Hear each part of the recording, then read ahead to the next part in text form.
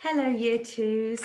Well done for all your fantastic stories. You spent 2 weeks planning and writing your adventure stories for the Baby Chick and Mr. White. And the Year 2 team have been so pleased to receive your stories and to read them. So you've made our week. Thank you very much. Now, I thought as you finished your story writing, it would be nice to read the whole story to you. So sit back and relax and let's enjoy the full story of Poles Apart by Jean Willis and Jarvis.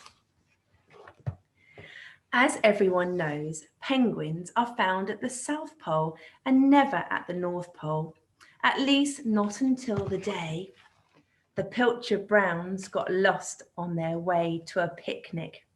Mr. Pilcher Brown was in charge of the map. He told everyone to turn right at the snowman, which was wrong. Now here they were on the other side of the world, Mr. and Mrs. Pilcher Brown, Peaky, Poots and Pog, drifting towards an enormous, furry, white something. Is it a lion? Is it a tiger? Asked Peaky and Poots. Is it a picnic blanket? Asked Pog. The enormous something looked them up and down. He had never seen anything like the Pilcher Browns before. I'm Mr. White, he said. I'm a polar bear. And you are? Parrots, said Peaky and Poots. Pork pies, said Pog. We're penguins, said Mrs. Pilcher Brown.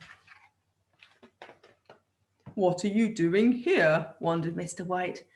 This is where polar bears live, not penguins. Oh, we're going to a picnic at the South Pole, said Pog. This is the North Pole, my friends, said Mr. White. The South Pole is 12,430 miles that way, pointing south. So I was a few miles out, shrugged Mr. Pilcher Brown. Anyone can make a mistake.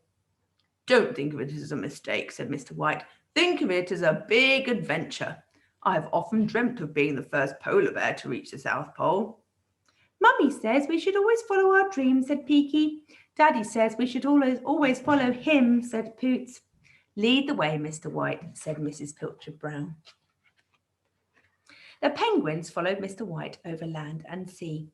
Eek, said Peaky. Whoa, said Poots. Can we have our picnic now, said Pog. But it wasn't the best spot, so they followed Mr. White all the way to America. Howdy, said Mr. Pilcher Brown. Busy, said Peaky. Buzzing, said Poots. Can we have our picnic, said Pog. Not now, dear, said Mrs. Pilcher Brown. America was awesome, but it wasn't home, so they followed Mr. White all the way to England. How do you do, said Mr. Pilcher Brown. Grey, said Peaky. Grand, said Poots. Can we have our picnic, said Pog. Not now, dear, said Mrs. Pilcher Brown. England was charming, but it wasn't home, so they followed Mr. White all the way to Italy. Ciao, said Mr. Pilcher Brown. Wet, said Peaky. Wonderful, said Poots. I need a wee, said Pog. Not in there, dear, said Mrs. Pilcher Brown. Italy was magnifico, but it wasn't home, so they followed Mr. White all the way to India. Namaste, said Mr. Pilcher Brown. Hot, said Peaky. Huge, said Poots. Put that python down, dear, said Mrs. Pilcher Brown. India was dazzling, but it wasn't home, so they followed Mr. White all the way to Australia. G'day, said Mr. Pilcher Brown. Faster, said Peaky. Fun, said Poots. Can we have our picnic now, said Pog. Soon, said Mrs. Pilcher Brown. Australia was bonza, but it still wasn't home, so they followed Mr. White. Over the land and over the sea, on and on they went. But of all the wonderful places in the world, there was no place like home. Are we nearly there yet? Asked Peaky, Poots and Pog. It's not far now, said Mr. White. They followed him left, right, all the way home. Please stay, Mr. White, said Peaky and Poots. You can share our picnic, said Pog. So Mr. White stayed, and for a while he was happy. But the South Pole wasn't his home. He was a polar bear, and polar bears don't live there. which is why he said goodbye and walked 12,430 miles all the way back to the North Pole where he belonged. He'd followed his wildest dream and had the best adventure. Even so, he was sad to think that he would never see a penguin again. But to Mr. White's delight, he did. "Hello, how did you get there?" he said.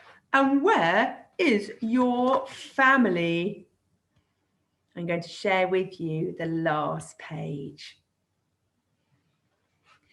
"Here we are," said Mr. and Mrs. Pilchard Brown. "Someone put my egg in your hat," said Mrs. Pilchard Brown.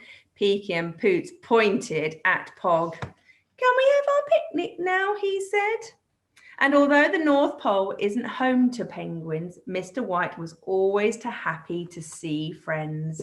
"Welcome back," he said. And that is the end of the story. So I really hope you enjoyed doing our work on Poles Apart. You have really impressed the Year 2 team with your fantastic stories. So give yourselves a big pat on the back. And I will look forward to seeing you very soon. So take care and see you soon.